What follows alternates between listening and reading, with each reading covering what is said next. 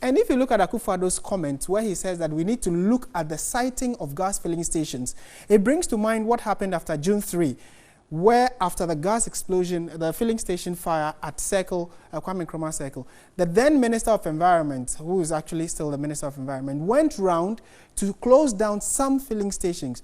What is the end of that story? Was it just a 9-day wonder? We'll explore that in a bit when we come back. But this time around, though, let's go to Kumasi, where we are also hearing of some very unfortunate development. My colleague, Asiedu-Dartey, we are told, is currently at the where the fire explosion happened yesterday. That's a gas filling station that exploded yesterday.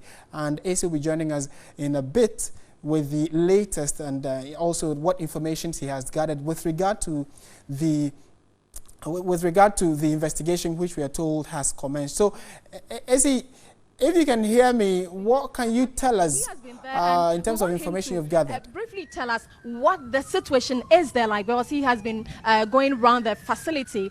So thanks so much for joining us here on TV3 Midday Live. And we want to find out from you. You have been to the site where we are standing here, and I want you to give us a picture, a scene of how the place looks like.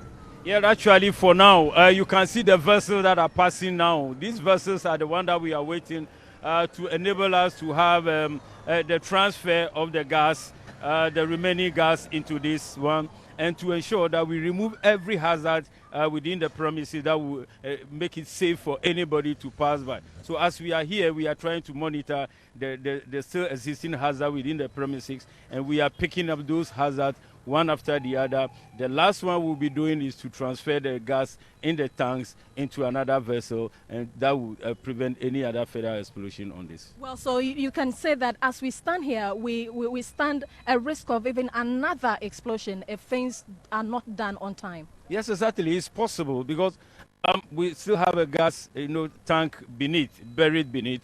There is still gas in it. Though we were able to cool those on the surface, those down there, it will be difficult for us to reach out to those one and cool them. Nobody knows the level of heat that is still within it. The boiling system, when you have a gas, in a container, it is in a liquid state. So if you introduce a heat to it, it begins to boil. As it's boiling, it evaporates. The expansion that takes place quickly can cause the expansion and then the explosion on it.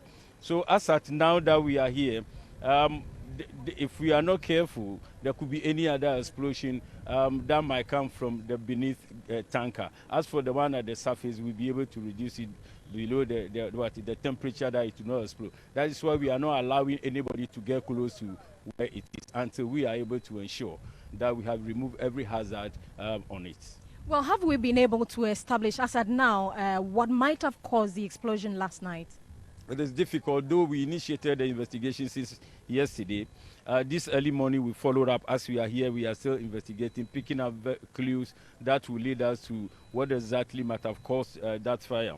Of course, we'll be able to pick up few possible causes, yet we can't tell exactly until we are able to unravel the exact cause of it. Nobody will be able to say what might have been responsible. Some of the possible causes you're talking about? Well, it will be. I wouldn't be able to say those ones since we are here to determine what exactly. But we are also asking the owners and the people that have been within the premises before the fire occurred to divulge information. They should tell us exactly few things if really they themselves have been able to even shut all the valves properly, if they be able to leave some electrical gadgets close to the charging point before leaving, if they've even seen any sources of fire close to the area before the explosion occurred. Those are some of the things that we are also trying to find out from them to determine what exactly might be responsible for this fire outbreak.